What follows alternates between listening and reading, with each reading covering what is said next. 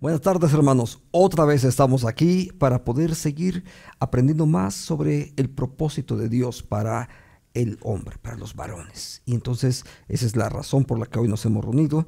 Y el día de hoy vamos a abordar acerca de cuál es el propósito de Dios para el hombre.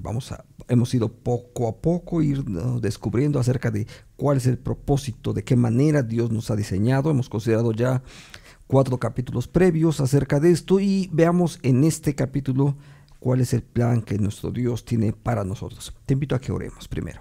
Dios, gracias por tu bondad. Gracias porque todo lo haces perfecto. Tienes un plan perfecto, Señor, para cada uno de nosotros. Y nosotros somos bendecidos cuando nosotros nos sumamos a ese plan que tú ya tienes trazado para nosotros. Bendecimos tu nombre. Gracias por tu palabra, Señor, porque en tu palabra nos indica, Señor, cuál es tu proyecto. Permítenos ahora ser guiados por tu Espíritu para conocer con mayor claridad de qué manera tú lo has hecho ya. Te lo pedimos en el nombre de Jesús. Amén. El propósito de Dios para el hombre. Bien, entonces, ¿cuál es el propósito de Dios para el hombre? Bueno, tenemos que aclarar primero que hemos hablado acerca de el hombre como ser espiritual, si puedo decirlo así, el ser humano, si puedo decirlo de una manera distinta, y cómo de alguna manera eso es diferente de la idea de el varón. Entonces tenemos que diferenciar que el ser humano, para poder usar esa forma de expresarlo de una forma más clara, el ser humano fue creado como parte de ese ser espiritual, y ese ser espiritual, el ser humano, estaba hecho en 2 versiones, ¿no? La versión varón y la versión mujer. Entonces, Dios diseña en ese sentido también al varón para que él cumpla su propósito. Es decir, el propósito de Dios es el que se habrá de cumplir, y de esa manera es que nosotros fuimos diseñados. Eso, por supuesto, nos remite a la idea del propósito original que hemos leído en las sesiones previas en el capítulo 1 y 2 del libro del Génesis. Ese es el propósito original. Vemos ahora solamente un texto del libro de Proverbios acerca de cómo se va a manifestar esto. Dice así las Escrituras: son muchas las ideas del corazón humano, pero solo el consejo del Señor permanece. Entonces, ¿por dónde vamos entonces? Pues justamente la idea es de que es el consejo de Dios el que va a prevalecer, mientras que nosotros fuimos llamados entonces a seguir el propósito original y no seguir simplemente los criterios de la sociedad, de la cultura donde nosotros estamos, y que también, por supuesto, proponen acerca de cómo debería de ser el varón. Ahora, en el proyecto de Dios, Dios trabaja, si puedo decirlo así, una creación justo a la medida del proyecto que Él tiene. Entonces, no es que evolucionamos para ser, sino que fuimos creados explícitamente con las condiciones, las capacidades, las habilidades para que el proyecto de Dios se pudiese cumplir en la vida de cada uno de nosotros. Entonces, el ideal de Dios es esa dirección hacia la cual nosotros deberíamos estar moviéndonos. Entonces, si en la Biblia nos muestra cuál es el plan de Dios, nosotros deberíamos estar caminando hacia ese ideal, y además saber que en ese ideal ya Dios ha provisto todo lo necesario para que podamos desarrollarlo explícitamente. Entonces, recordemos, Dios nos creó de acuerdo con los requerimientos de sus propios propósitos. Déjame usar un ejemplo aquí. Hace mucho tiempo, ya tiene muchos años, por ejemplo, nos casamos, teníamos nuestros anillos de boda y demás, pero llega el momento en que mi anillo, y el paso del tiempo, he aumentado de peso en relación de cómo era cuando me casé, y también lo mismo ocurría con mi esposa. Entonces llegó el momento en que decidimos comprarnos nuevos anillos. Íbamos a cumplir 25 años de casados y decidimos mandarnos a hacer nuevos anillos.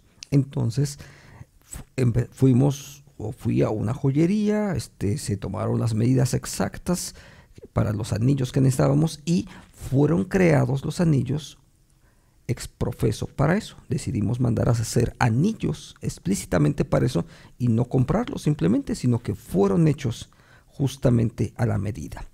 Algo parecido a eso ocurre. O como cuando hay veces que nos hemos acostumbrado a usar ropa que es comprada y que hay tallas más o menos estándar, pero que a veces requerimos un cierto ajuste, ¿no? Porque las mangas, a mí, como soy bajo de estatura, a veces me quedan un poco largas y me quedan así, un poco largas, pero hay gente que es muy alta y a veces las mangas les quedan cortas, por ejemplo, ¿no?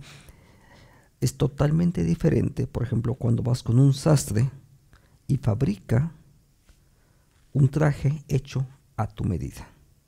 Es enormemente diferente porque ahí es la manera también, eso nos puede servir para ejemplificar cómo es que Dios actúa.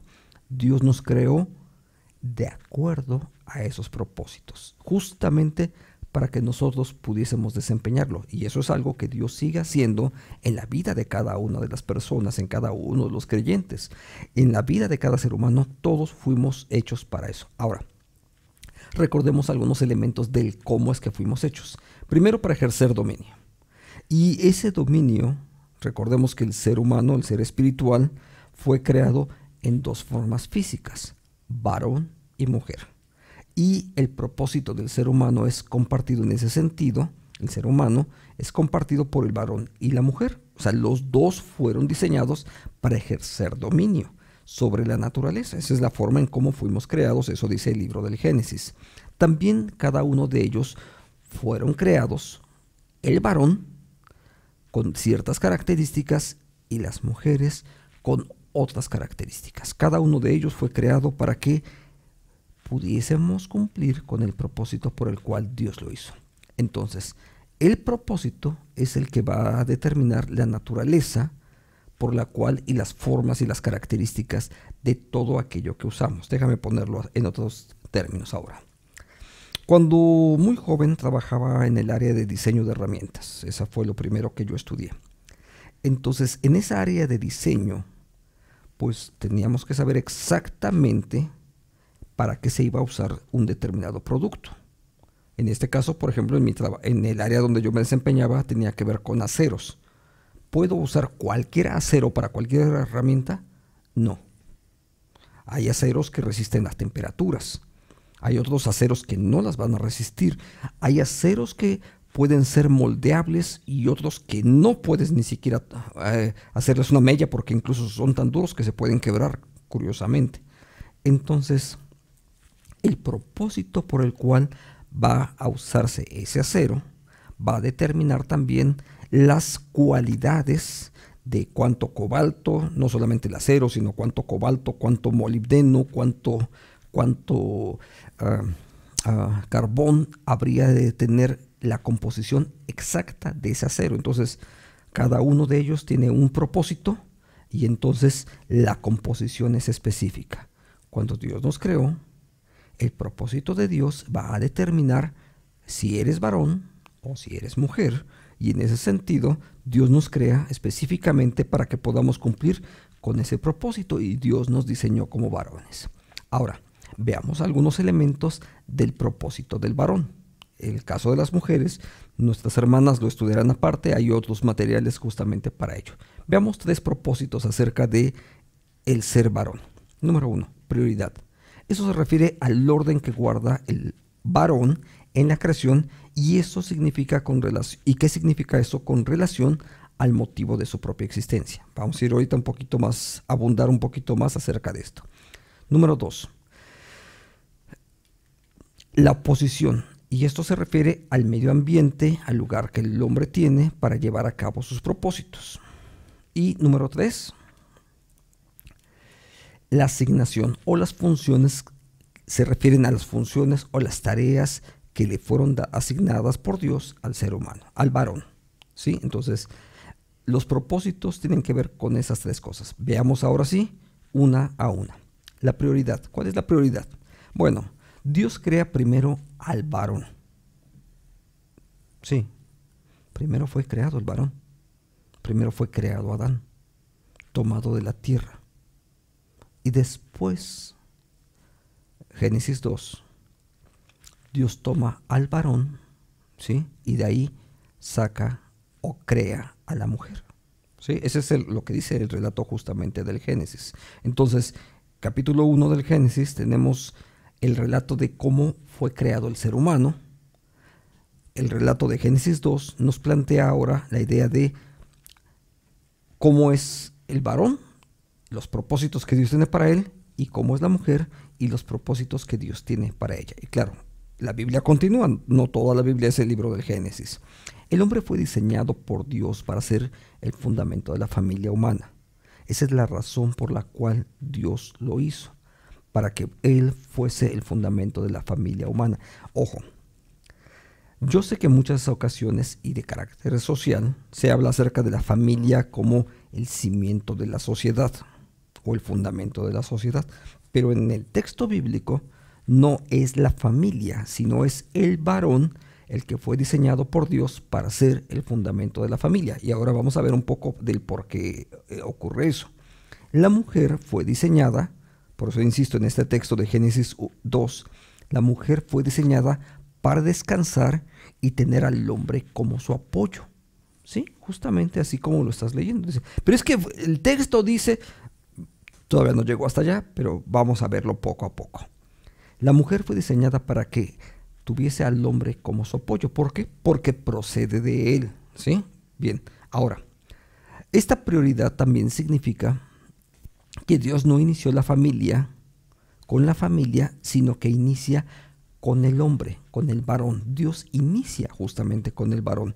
Dios coloca al varón como a la base de todo el edificio que es la humanidad. Insisto, estoy en el capítulo 2 del libro del Génesis y tenemos que diferenciar entre varón y mujer, capítulo 2 del Génesis, y cómo el Génesis 1 habla del ser humano, la generalidad. Ahora sí, Dios hizo entonces del varón la base de todo el edificio que es la humanidad. ¿Por qué? Los varones necesitamos aprender y asumir el ser un cimiento fuerte para la familia. Aquí tenemos que detenernos un momento. Dios creó al varón para que fuésemos el cimiento fuerte de una familia. Quiero que sigamos un poquito esa metáfora. ¿Qué pasa cuando como varón no sabemos o no asumimos el ser cimiento para nuestra familia? Piensa un poco en las estructuras de un edificio. ¿Qué pasa si el cimiento es endeble? Has visto muchos casos seguramente donde de pronto viene un temblor y el edificio se cae. ¿Por qué? La mayor parte de las ocasiones el cimiento no es adecuado. A veces no solamente en los temblores, a veces también vienen las lluvias y empieza a irse generando un socavón en la parte inferior y por ahí luego se va el edificio. ¿Sabes? No toda la casa es el cimiento. Pero si no hay un cimiento adecuado, empieza a haber incluso resquebrajaduras. O sea, me ha tocado ver casas que, por ejemplo, empieza a verse una grietita pequeña y luego se va haciendo más grande, más grande, más grande, hasta que de pronto ya puedes ver a través de esa grieta. Los muros se han ido rompiendo porque el cimiento no estaba bien. ¿Sabes? Eso suele pasar también con las familias. Cuando no sabemos cómo dirigir la familia, no estamos siendo el cimiento adecuado que nuestra esposa y nuestros hijos necesitan. También en algunas ocasiones por la cultura, los deportes, lo que tú quieras, hay cualquier cantidad de cosas que a veces nos llevan a eludir nuestra responsabilidad como cimiento de nuestra familia. Y cuando hacemos eso, finalmente alguien tiene que tomar decisiones. ¿Sabes? Y si tú como varón, que fuiste llamado a ser el cimiento de tu familia, si tú no tomas decisiones, alguien las va a tomar. Y la influencia, si no es tuya, alguien va a influir. A veces es el tío, el padrino, la abuelita, ¿sí? O los amigos, el internet, ¿sí? Cualquier cosa, porque finalmente las cosas tendrán que ocurrir. Y si tú no estás ahí para asumir esa parte de responsabilidad que te toca, entonces pues las cosas algún día de todos modos van a ocurrir. Entonces, el hecho de que nosotros seamos los cimientos, el cimiento que Dios puso, el fundamento que Dios puso para una familia, eso no significa que lo demás no tenga ninguna importancia. Todo lo demás también tiene una importancia, por supuesto. Imagínate, o sea, a veces lo ves y el cimiento en muchos de los edificios es incluso la parte más costosa, pero no la vemos, porque la mayor parte de nosotros vivimos en una casa y muy probablemente no sabemos ni cómo es que está cimentada. Disfrutamos las paredes, las casas, las pinturas que están aquí, las instalaciones que hemos puesto, los cuales son muy importantes, pero cada uno de ellos tiene una importancia específica en función de las demás áreas que va a desarrollar. El cimiento tiene un papel entonces importante. Así es que entonces, como varones, tenemos una responsabilidad específica: ser el fundamento de nuestra familia. ¿Qué es lo que se requiere? Hombres que seamos cimiento de nuestro hogar, que seamos capaces de apoyar a nuestra esposa, a nuestros hijos, y que podamos funcionar como ese elemento estabilizador en medio de las crisis sociales, culturales y de las diversas corrientes de todo tipo ideológicas que están circundando a nuestras familias.